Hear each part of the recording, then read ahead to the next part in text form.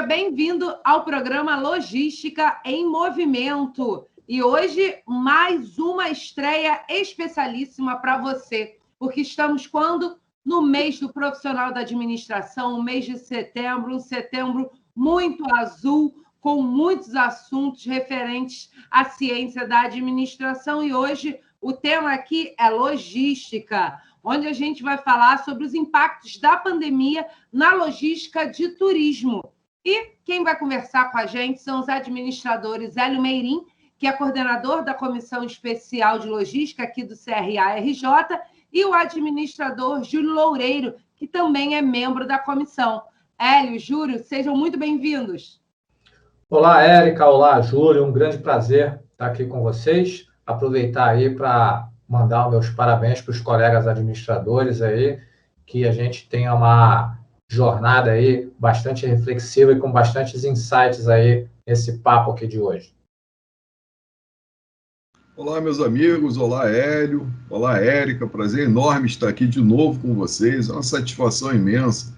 Todas as vezes que nós temos a oportunidade de debater temas tão relevantes, tão atuais e tão importantes para a gestão do nosso estado, do nosso país. E parabéns a você que está aí nos assistindo, que está trilhando o caminho da gestão, está estudando para ser administrador, tecnólogo na área de gestão, ou está pensando em vir para a nossa área. Seja muito bem-vindo e parabéns pelo Dia do Administrador. Grande abraço a todos. Coisa boa. Bom, como o Júlio falou, são temas sempre atuais. E nada mais atual do que essa pandemia que a gente está vivendo há 1 ano e meio, e nada mais importante do que pensar no pós-pandemia. Então, hoje, agora, a gente vai discutir alguns aspectos importantes de tudo que aconteceu e principalmente do que vai acontecer na questão da logística do turismo, né, referentes a esse período complexo que a gente está vivendo. Os nossos especialistas vão falar um pouquinho e depois a gente vai debater tudo que eles falaram aqui numa mesa redonda. Começamos, então, com o nosso coordenador, administrador, Hélio Meirim. Hélio, a palavra é sua. Bom, a gente está vivendo aí um momento histórico, né? Essa questão aí relacionada à pandemia, né? Acho que nenhum de nós esperava que isso viesse a acontecer e nem que durasse tanto tempo, né? Graças à ciência aí, graças a Deus, a gente vê sinais de melhora, mas importante a gente refletir quais são os impactos, né, que a pandemia trouxe para as questões da logística e para o turismo e tentar trazer aí algumas nuances do que pode vir a acontecer, né? Primeiramente, é importante nós refletirmos, né, sobre quando a gente teve aquele primeiro momento da pandemia. Muitos dos países eles restringiram a circulação de pessoas. E como eu sempre gosto de dizer, a logística ela é essencialmente a ciência que procura aí otimizar os fluxos e, inclusive, os fluxos das pessoas. Então, nós tivemos aí uma desmobilização, né, uma redução bastante drástica da circulação de pessoas entre cidades, entre estados e entre países. Isso traz alguns impactos, né, que ainda perduram até os dias de hoje, como, por exemplo, muitas empresas de aviação, elas reduziram drasticamente, né, a quantidade de voos, desmobilizaram uma parte considerável dos seus equipamentos e também das suas equipes. Isso também aconteceu no segmento marítimo, quando nós estamos falando de cruzeiros marítimos. Isso também aconteceu no segmento rodoviário e no segmento ferroviário. Ou seja, com a restrição da circulação de pessoas, a gente teve aí que fazer um reordenamento, uma readequação dos ativos logísticos que atuavam nessa parte aí da circulação das pessoas.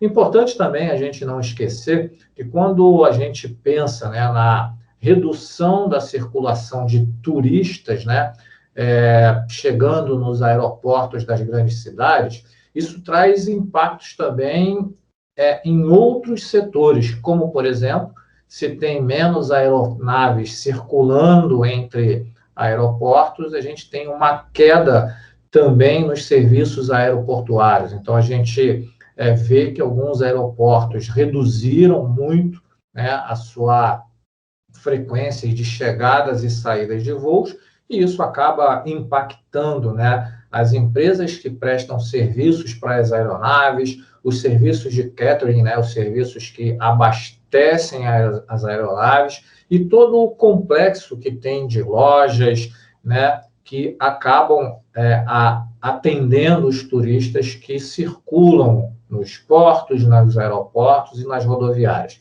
Então, é importante a gente conseguir entender que isso tem um impacto, né, em vários ativos logísticos. Então, esse é o primeiro ponto aí que eu gostaria de trazer. Agora, a gente tem um outro desafio que está se apresentando aí.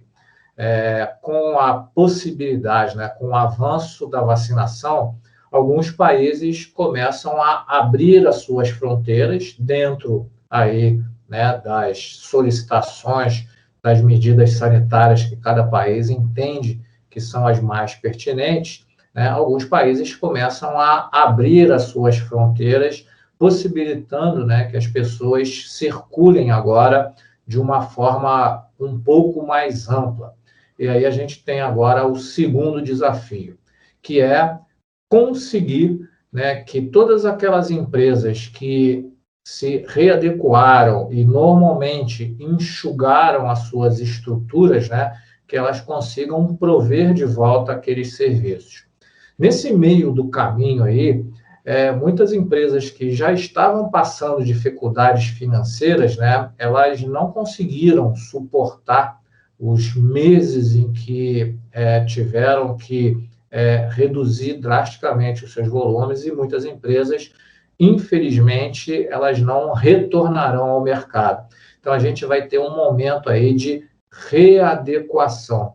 A gente vai ter, provavelmente, algumas empresas que não voltarão mais a operar porque não conseguiram suportar esse período de paralisação. Nós vamos ter algumas empresas que não vão voltar a operar porque entenderam que o negócio não conseguia se sustentar, mas, por outro lado, também nós teremos surgimento aí de novas empresas que também enxergam nisso uma oportunidade. Então, é muito importante para nós, gestores da área de logística e gestores da área de turismo, a gente acompanhar com bastante atenção, né, como é que vai acontecer esse momento aí de reabertura dos principais mercados aí, dos principais países e dos principais aí, fluxos, né, de turismo.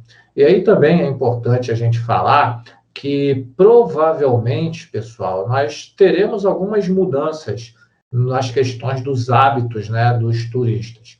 Quando a gente fala em turismo, a gente acaba normalmente associando o turismo com viagem de férias. E essa é uma parte muito importante da questão da gestão do turismo e também muito importante para a questão do gestor logístico, né? Conseguir locomover pessoas de um ponto ao outro, levar os pontos turísticos, né? Esse provavelmente, com o passar do tempo, né, todos os estudos que a gente acompanha por aí demonstram que isso vai voltar gradativamente aos patamares anteriores.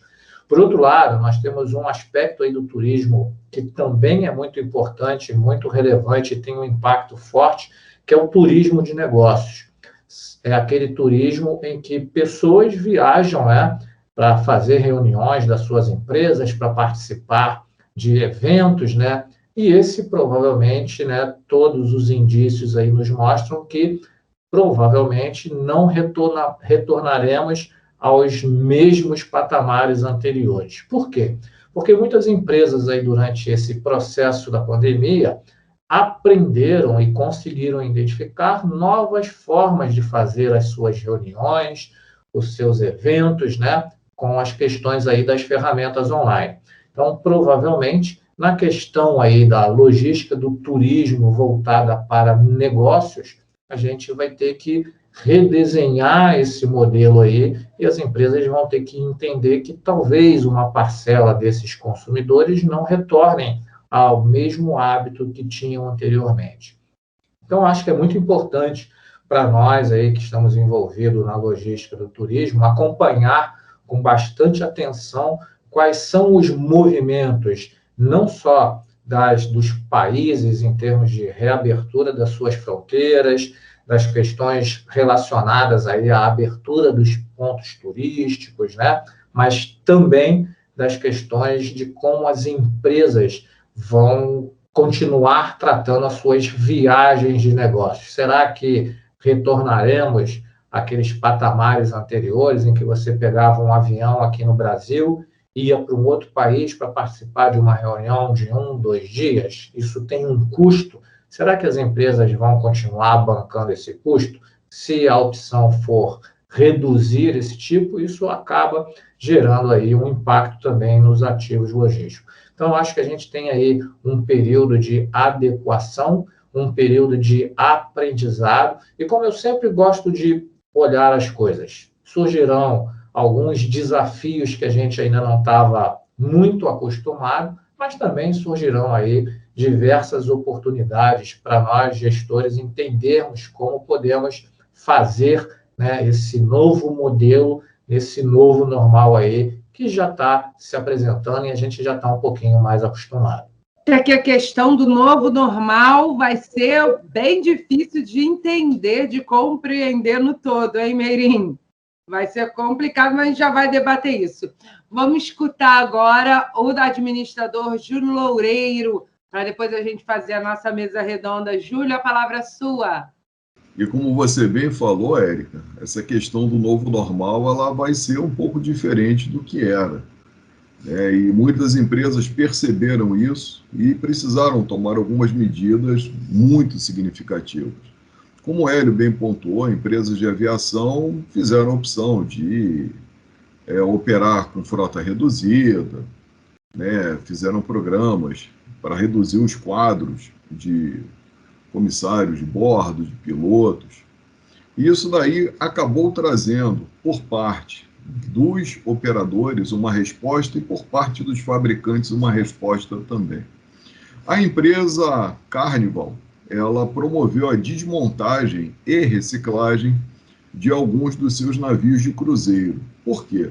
Porque logo no início da pandemia, não sei se vocês lembram, houve casos de navios de cruzeiro onde pessoas estavam contaminadas e que acabaram ficando retidos em portos sob quarentena.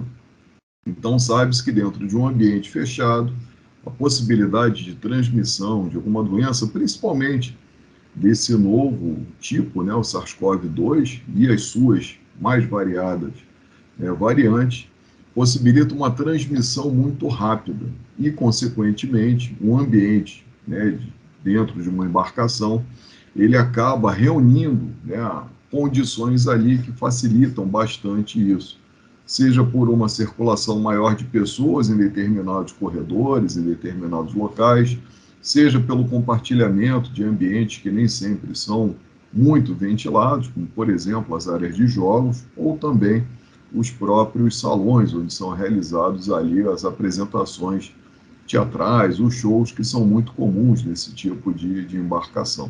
Então, o que eles perceberam? Olha, o novo normal provavelmente não vai mais comportar esse tipo de embarcação com esta configuração. Muito provavelmente, uma adaptação acaba se tornando inviável. Então, a opção deles foi o quê? Desmontar e reciclar 2 embarcações. E isso daí já trouxe um impacto, pelo menos para as outras empresas, do o que fazer agora. E para ajudar nessa sopa de ingredientes, apesar de não só o Brasil, como o resto do mundo, ter avançado bastante na compreensão do que é a doença, ter avançado na questão da vacinação, a Anvisa, ela suspendeu o calendário de utilização da costa brasileira para a operação de navios de cruzeiro. Esses navios, normalmente, eles passam as temporadas nos locais mais quentes e depois eles migram, fazem viagens para outras temporadas quando muda o clima na sua região inicial. Então, vamos imaginar os cruzeiros que estão rodando no hemisfério norte no verão. Maravilha. Enquanto lá é verão, aqui embaixo, no hemisfério sul, é inverno. Então, quando inverte, eles, que lá passa a ser inverno, eles vêm para cá usufruir das possibilidades oferecidas por um clima mais quente Inclusive, muitos turistas de fora aproveitam para fazer esse tipo de passeio, que acaba sendo, a grosso modo, uma navegação costeira, né, de cabotagem, que você vai ali interligando várias cidades com algum apelo, né, a embarcação atraca naquela localidade, os hóspedes que tiverem intenção descem, existe ali uma combinação com operadores locais, e esses operadores locais acabam viabilizando passeios turísticos, né, um jantar diferenciado numa churrascaria à noite, por exemplo, a visita um estádio de futebol, ao Maracanã, ou lá em Buenos Aires, tem lá, visita lá a Bombonera, o estádio do River Plate. Então, acabam sendo outros passeios que envolvem operadores locais para fazer a complementação desse passeio de barco. E a resposta dos fabricantes já começou. Temos aí um excelente exemplo, que é a encarroçadora Marco Polo, que lançou uma linha de ônibus com o logo BioSafe, ou seja, são ônibus que foram concebidos, imaginados, com uma configuração que permite um distanciamento das pessoas maior, são 2 corredores, com 3 fileiras de bancos, tem um sistema de ar-condicionado com filtros mais eficientes e que permite às pessoas que estão se deslocando ali um deslocamento bem mais seguro. Então, o que a gente percebe é que, por um lado, as empresas que utilizam esses equipamentos de transporte, elas também, né, se previnem, poxa, vamos ver como é que fica, vamos reduzindo custos na medida do possível, mas, por outro lado, também a indústria já começa a apresentar uma resposta, pois, como eu disse, a gente não sabe quanto tempo isso daí pode durar, né? E, cumulativamente, essa questão da questão da biossegurança, gostaria de chamar a atenção para um outro aspecto que o Hélio acabou abordando, eu vou pegar o gancho dele, que é a questão do transporte, e aí, em especial, o que está sendo observado hoje lá no Reino Unido, por conta da decisão deles de fazer a saída do Brexit. Muitos motoristas que antes prestavam serviços de entrega, deslocando caminhões, levando esses caminhões para fazer entregas, eles não puderam mais operar. E para operar no Reino Unido, precisariam ter, né, uma série, né, de requisitos, né, atendidos para que tivesse uma autorização especial. E isso está levando a uma série de produtos já em faltas, né, ruptura de estoque em diversos aspectos relacionados, causados por conta desse desabastecimento. No início da pandemia, nós percebemos isso também. Diversos portos tiveram dificuldade de liberar as mercadorias, diversas coisas deixaram de circular e outras coisas que não circulavam numa intensidade tão grande passaram também a ter circulação, passaram também a ter uma procura maior. Então, dentro dessas forças de equilíbrio, a gente sabe que em algum momento tudo irá se resolver, tudo irá ter, né, um encaminhamento, mas com certeza esse novo normal vai levar um bom tempo aí para que as empresas façam as suas adaptações, as suas adequações, para que continuem oferecendo um deslocamento, por um lado, né, de mercadorias, né, isso daí acaba, por conta das proteções fitossanitárias e do próprio tempo que a mercadoria fica em trânsito, já empresta por si só alguma segurança, mas, sobretudo, para que nós tenhamos um deslocamento seguro de pessoas, né, para que as pessoas não tenham a chance, a possibilidade, primeiro, de se contaminar, e que também, estando contaminadas, né, ou vindo a contaminar outras pessoas, que isso aí tem um efeito multiplicador e muito acelerado.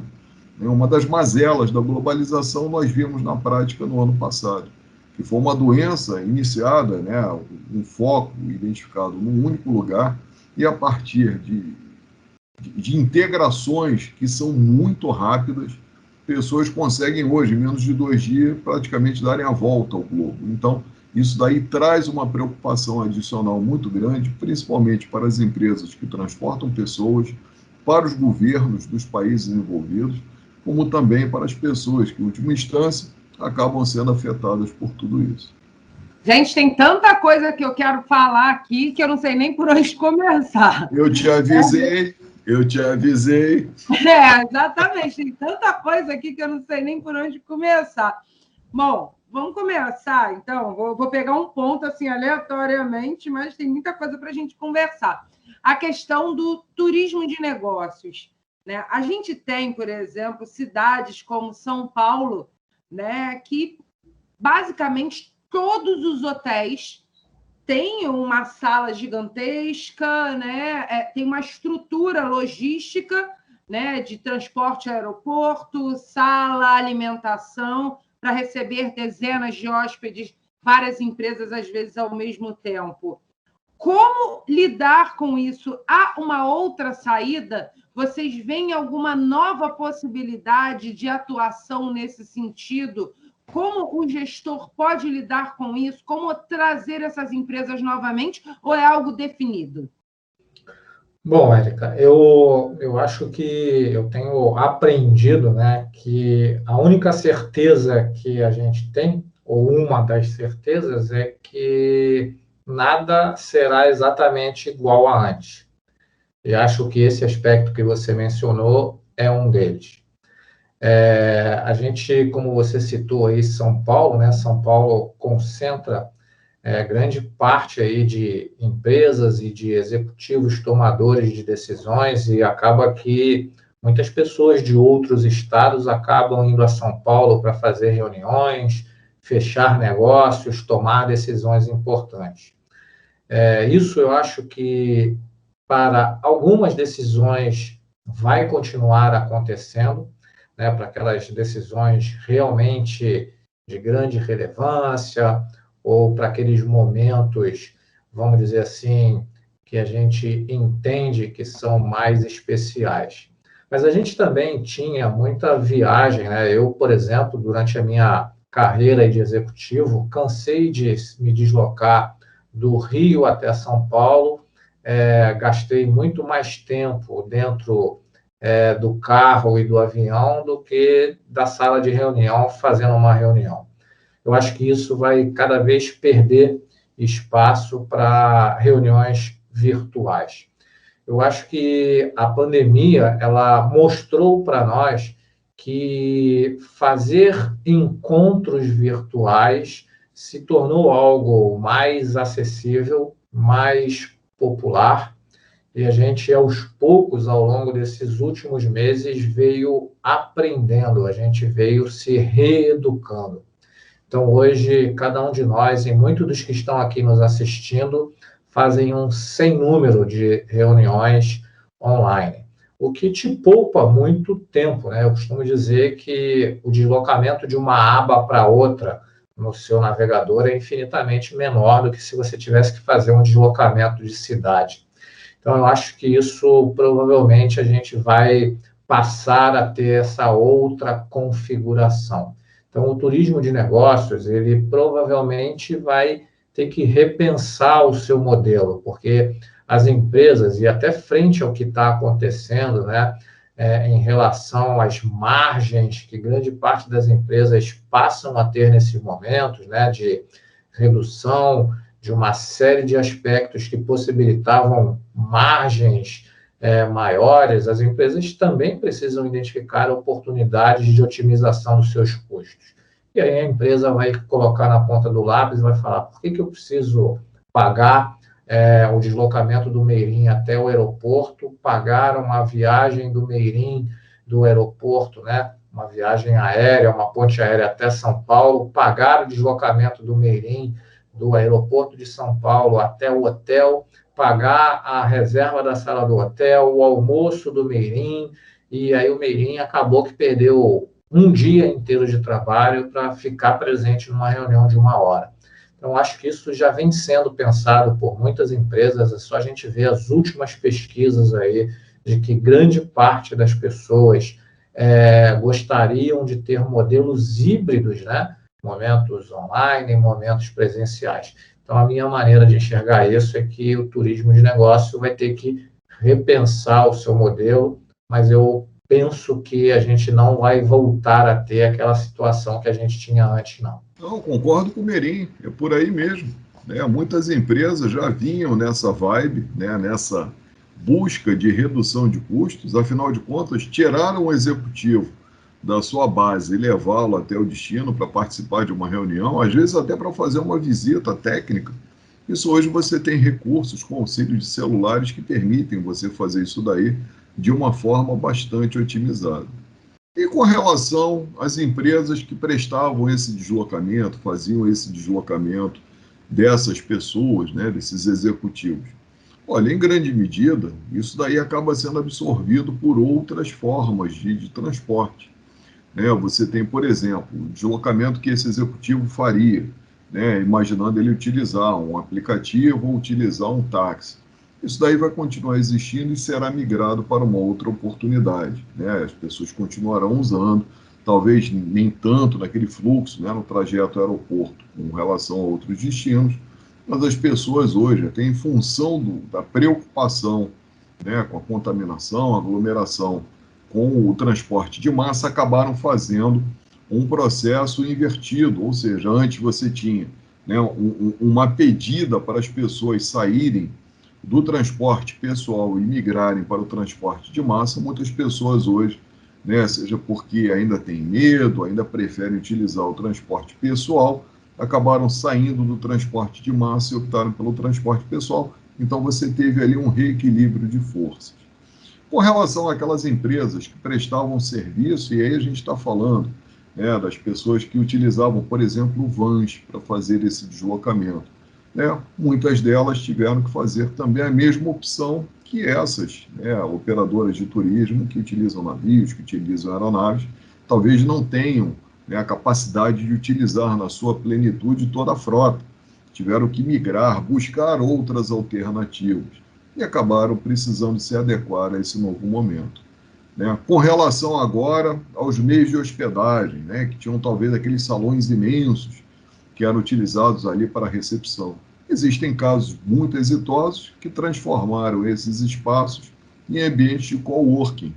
Então, o gestor ele tem um pequeno negócio, ele quer fazer uma gravação diferenciada, ele quer ter um espaço para receber virtualmente lá um cliente, ele vai e faz o aluguel de um espaço desses e ele pode, né, promover ali um encontro pessoal, pode fazer um encontro virtual e acabou, né, tendo uma outra destinação nesses espaços. E além dessa questão do turismo de negócios, que você tinha um profissional visitando a cidade para participar de alguma reunião específica ou fazer alguma visita, alguma instalação, nós tínhamos também São Paulo como um grande protagonista no turismo de eventos, de feiras. Né? Então, a Movimart, que faz parte do calendário logístico do nosso país, acontecia lá em São Paulo. Você tem uma série de eventos relacionados com a indústria, relacionados com outros segmentos, que tradicionalmente acontecem em São Paulo e que fazem parte do calendário da cidade. E para onde, né, concorrem turistas, não só do Brasil, como também expositores de fora do Brasil. Então, é óbvio que no momento em que esse deslocamento fica dificultado, em que essa concentração de pessoas dentro de um único lugar, ela começa a ter limitações significativas, é óbvio que também isso daí precisou passar por uma adequação. Então, a virtualização, inclusive, desses eventos, é algo que acabou sendo, né, bastante explorado no ano passado e também nesse ano. Érica, só para pegar esse gancho aí, quando a gente está falando aí do turismo de negócios, né, eu acho que enquanto o Júlio estava falando, eu estava aqui refletindo sobre as palavras dele e gostaria de também trazer 3 pontos aqui que, enquanto o Júlio falava, eu estava pensando, né? O primeiro deles é que, durante esse processo todo que a gente vem passando, né, houve uma migração de local de onde o executivo morava. Então, é cada vez mais notável que executivos entenderam que era um bom momento para, de repente, se deslocar a sua residência de um apartamento numa grande cidade para uma casa numa cidade mais afastada. E isso vai fazer também com que esse executivo ele procure minimizar os seus deslocamentos, né, de negócios. O segundo aspecto é que, quando a gente reduz também o nosso deslocamento, e aí principalmente, né, de avião, a gente está falando que a gente está reduzindo a nossa exposição ao risco. Então, também é importante a gente estar atento de que a gente, toda vez que a gente reduz isso, a gente reduz um pouquinho o risco de algumas situações. Infelizmente, nessa semana aí, nós tivemos um acidente aéreo que levou uma parte, né, dos executivos da família, dos executivos de uma grande empresa, né? Então, acho que isso também são fatores aí que a gente precisa colocar, que houve uma mudança, né, no comportamento das empresas e também dos colaboradores dessas empresas. Muito bem. Então, para a gente fechar esse papo, eu quero trazer à tona aqui uma questão que todo mundo está falando, virou até meme na internet, né? Que é a questão da precarização dos serviços de Uber e outras empresas que faziam esse transporte direto e que foi muito importante durante a pandemia em cidades grandes, em cidades pequenas, enfim. No Brasil foi muito vital, foi muito importante. E como fazer com essa precarização? Porque até empresas, né, contavam com isso, o transporte de materiais, a logística de objetos também. Como lidar com isso nesse pós-pandemia? Há uma possibilidade, há uma saída, ou a gente vai ter que voltar às empresas, entre aspas, diretas novamente? Bom, Érica, primeiro de tudo, eu vejo que muito do que está passando a situação do Uber hoje, né, é por uma questão econômica, né? Se a gente olhar o impacto que o preço dos combustíveis tem na questão do transporte, né, que é o serviço oferecido pelo Uber, a gente vai ver que isso tem um impacto bastante considerável, né? Então, eu acho que a gente vai precisar entender, né, qual é o modelo que possa ser sustentável. Porque, claro que para nós, consumidores, é extremamente atraente a gente ter uma tarifa, né, vamos dizer assim, bem reduzida. Entretanto, né, para o ecossistema como um todo, também é importante que esse modelo seja economicamente sustentável, né? Que o prestador de serviço ele também consiga ser remunerado por isso. Então, eu acho que isso vai passar muito por essa readequação, por esse reequilíbrio, por esse entendimento por parte do prestador de serviço, da Uber e dos outros prestadores de serviço, e também de nós, consumidores, de entender que precisa ser sustentável, porque senão vai acabar tendo essa precarização aí que você falou. E adicionalmente a isso, Hélio, a gente tem que considerar também a questão da oferta. Muitas pessoas, com o advento da pandemia, perderam seus postos de trabalho e acabaram migrando para o Uber na tentativa de manter, né, pelo menos ali, um fluxo de caixa positivo. Nesse período, muitos dos que estavam trabalhando com o Uber começaram a trabalhar para outras empresas realizando pequenas entregas. Tem um grande o site de vendas de produtos pela internet que resolveu contratar pessoas, pessoas que tivessem seu veículo de passeio para realizar entregas, e com isso conseguiu baratear bastante, de forma muito significativa, um segmento bastante, vamos dizer assim, onde foi observado um grande crescimento, que foi justamente o e-commerce, o comércio eletrônico. Então, a forma deles viabilizarem isso foi também utilizando essas entregas. Então, aqueles motoristas que não conseguiam mais ter a mesma performance, ter a mesma condição de deslocar tantas pessoas, e dentro dessa competição mais acirrada da tarifa, observaram uma grande oportunidade prestando serviços para essas empresas, que chegavam a prometer oferecer diárias de R$180, quando, na realidade, muitos motoristas de Uber, dada a concorrência, a competição, e os custos operacionais, não só do combustível ou do gás GNV, não conseguiam arrecadar isso tudo. E fora o risco também de exposição do próprio motorista. Perfeito. Bom, eu tenho certeza que a gente ainda tinha muita coisa para falar. Como eu falei, o assunto é longo. Então, eu já convido vocês para no mês que vem a gente fazer outro Logística em Movimento para falar mais um pouquinho sobre isso, né? Mas esse é especial, que é o mês do profissional da administração, mas infelizmente temos que terminar por aqui. Hélio, Júlio, muito obrigada e espero que aceitem o meu convite, hein? Convite aceito, Érica. Queria agradecer ao Júlio aí por estar aqui com a gente também. É um grande prazer toda vez que a gente tem a oportunidade de trocar ideias, né? Para os nossos colegas administradores aí, reiterar os votos aí de parabéns pelo seu mês e que passem, né, a enxergar aí na logística também uma grande oportunidade aí de adentrar o mercado profissional. A logística tem diversos desafios e excelentes oportunidades para nós, administradores, e aí será um prazer ter cada vez mais administradores aí na área da logística.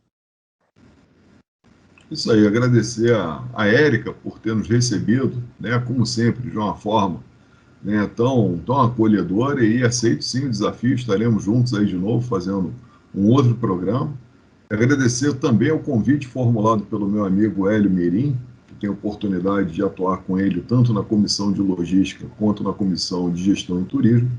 E agradecer a cada um de vocês aí pela audiência, pela participação, e convido vocês a acessarem outros conteúdos que nós temos disponíveis na plataforma do CRA, como forma de complementar, ampliar os seus conhecimentos na área da gestão. E você que está vindo, né, está tendo seu primeiro contato com a gestão, vem para cá que isso aqui é bom demais. Grande abraço a todos e até a próxima. Com certeza, maravilhoso. É bom demais estar com vocês, Júlio. Então, como diria Milton Nascimento, que o Meirim citou, nada será como antes, mas você vai saber antes aqui nas mídias do CRA-RJ, no Logística em Movimento, em vários outros programas que nós temos. Eu te aguardo no próximo programa. Tchau, tchau.